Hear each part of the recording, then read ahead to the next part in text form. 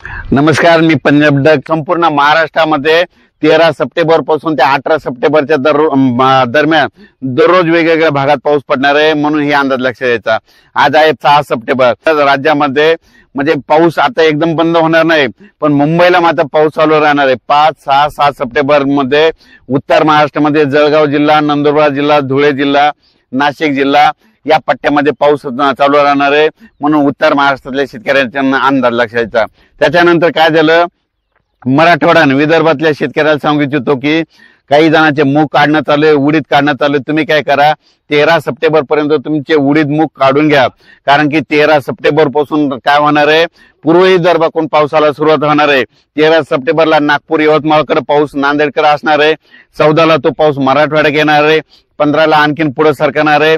16ला संपूर्ण महाराष्ट्र व्यापून टाकणार आहे, म्हणून हे अंदाज लक्षात येतात.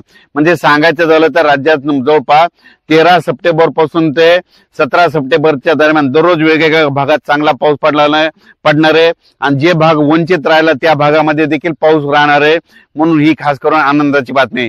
त्याच्यानंतर अहिल्यानगर भागामध्ये काय झालं की कोपरगाव झालं, राहता झालं, शिर्डी झालं, टाकळी ढोकेश्वर झालं, पुन्हा बेलपिंपळगाव झालं, या पट्ट्या बालम टाकळी या पट्ट्यामध्ये काय झालं, पाऊसच पडलेला नाही. तर ह्या पट्ट्यातल्या सर्व शेतकऱ्याला आनंदाची बातमी. 13 सप्टेंबर ते 18 सप्टेंबर मध्ये तुमच्याकडे जोराचा पाऊस पडणार आहे, ओढे नाले वाहणारा पाऊस पडणार आहे, म्हणून हा अंदाज तुम्ही लक्षात घ्यायचा. हा पाऊस तुम्हाला सांगायचं झालं तर नेमका कसा पडणार आहे, तर सुरुवातीला काय होणार आहे, 13 सप्टेंबरला म्हणजे इकडं तेलंगणाकडे पाऊस सुरू होणार आहे. 13 सप्टेंबरला तेलंगणा, नांदेड जिल्हा, त्याच्यानंतर यवतमाळ जिल्हा, चंद्रपूर जिल्हा ह्या पट्ट्यामध्ये पाऊस सुरू होणार. म्हणजे सांगायचं झालं तर 13 तारखेला पूर्व विदर्भाकडे पाऊस सुरू होणार आहे. त्याच्यानंतर ते पाऊस काय होणार, 13 सप्टेंबरच्या रात्रीच्याला परत पश्चिमी विदर्भाकडे येणार आहे. मग पश्चिम विदर्भाकडे तुम्हाला सांगायचं झालं तर अकोला जिल्हा, अमरावती जिल्हा, बुलढाणा जिल्हा, हिंगोली जिल्हा, वाशिम जिल्हा ह्या पट्ट्यामध्ये काय होणार आहे, 13 तारखेच्या रात्रीपासून ते 18 तारखेच्या दरम्यान परत ह्या इकडल्या भागामध्ये पाऊस येणार आहे. त्याच्यानंतर ते नांदेड जिल्हा, त्याच्यानंतर परभणी जिल्हा, त्याच्यानंतर लातूर जिल्हा, बीड जिल्हा, जालना जिल्हा, संभाजीनगर, धाराशिव जिल्हा, सोलापूर जिल्हा ह्या पट्ट्यात काय होणार आहे, म्हणजे 13 ते 18च्या दरम्यान जोराचा पाऊस पडणार आहे, म्हणून हा अंदाज लक्षात यायचा. त्याच्यानंतर काय होणार आहे, सातारा, सांगली, सोलापूर, कोल्हापूर तिकडे पण पश्चिम महाराष्ट्राकडे काय होणार आहे, 13 तारखेच्या रात्रीच्याला म्हणजे काही ठिकाणी 14ला पाऊस सुरू आहे, म्हणजे 13 तारखेला रात्रीच्याला काय होणार, पाऊस चांगला सुरू होणार आहे पश्चिम महाराष्ट्राकडे, म्हणून हे अंदाज लक्षात यायचा. त्याच्यानंतर उत्तर महाराष्ट्राकडे काय होणार आहे, 14 सप्टेंबरला पाऊस होणार आहे. नंदुरबार जिल्हा, धुळे जिल्हा, जळगाव जिल्हा, नाशिक जिल्हा ह्या पट्ट्यामध्ये काय होणार, 14 ते 18च्या दरम्यान उत्तर महाराष्ट्राकडे देखील पाऊस पडणार आहे, म्हणून हा अंदाज लक्षात यायचा. पण सांगायचं झालं तर 13 सप्टेंबर ते 17 सप्टेंबर तर जास्त पाऊस कोणत्या पट्ट्यात कोणत्या जिल्ह्याला होणार आहे, सुरुवातीला सांगतो तेलंगणाकडे खूप पडणार आहे. तेलंगणाकडे जास्त पडत असल्यामुळे नांदेडला जास्त पडणार आहे. नांदेड कोण त्याच्यानंतर काय होणार, नांदेडच्या बाजूला लातूर जिल्हा आहे, म्हणून लातूर जिल्ह्याला देखील जास्त पाऊस पडणार आहे. लातूर जिल्ह्याच्या बाजूला धाराशिव जिल्हा आहे, म्हणून धाराशिवला जास्त पडणार आहे. धाराशिवच्या बाजूला सोलापूर जिल्हा म्हणून तिकडे देखील पडणार आहे. त्याच्यानंतर काय होणार आहे, इकडे परभणी जिल्ह्यात देखील पडणार आहे. हे पाऊस पुन्हा बीड जिल्ह्यात पडणार आहे. त्याच्यानंतर हे पाऊस अहिल्यानगर कडे जाणार आहे. त्याच्यानंतर जालना जिल्ह्यात देखील पडणार आहे. त्याच्यानंतर हे पाऊस सांगायचं झालं तर परत काय होणार आहे, इकडं नाशिककडे जाणार आहे, पुन्हा नाशिककडे देखील खूप पाऊस पडणार आहे. म्हणजे सांगायचं झालं तर ह्या पट्ट्यामध्ये असाच पाऊस काय होणार आहे.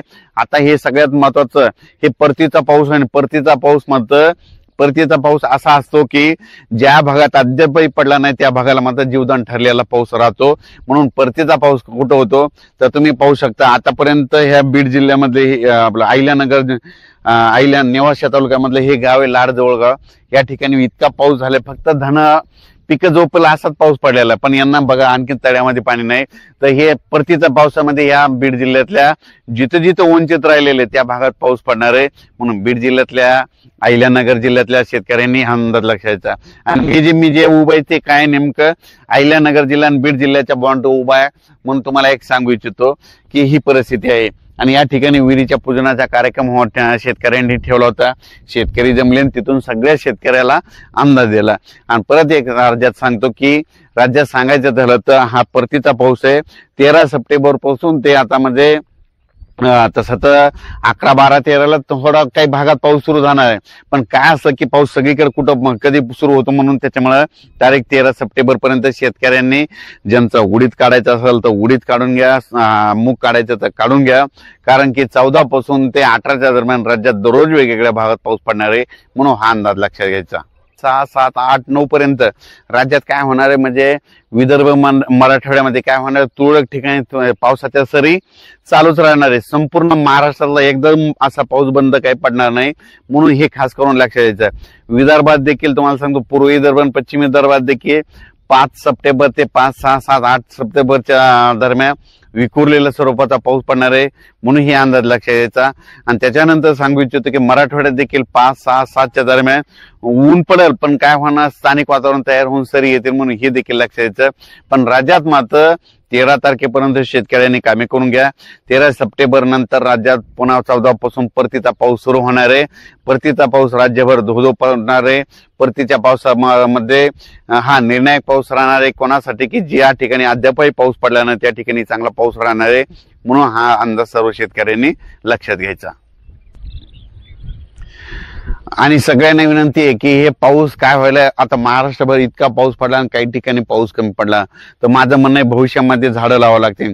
जितकी झाडं लावली ना तितकं काय होतं, रिमझिम पाऊस पडतो. आणि तुम्ही पाहू शकता की या ठिकाणी देखील मग झाडं कोणती लावायची, तर अशी लावायचे की आपल्याला कामी येतील. ते आंब्याचे झाडं, सीताफळाचे झाडं, म्हणजे त्याच्यापासून आपलं काही उत्पन्न होऊन. आणि या ठिकाणी झाडं लावलेलं खूप चांगलं वाटलं, आणि या ठिकाणून खास करून शेतकऱ्याला अंदाज दिला. धन्यवाद.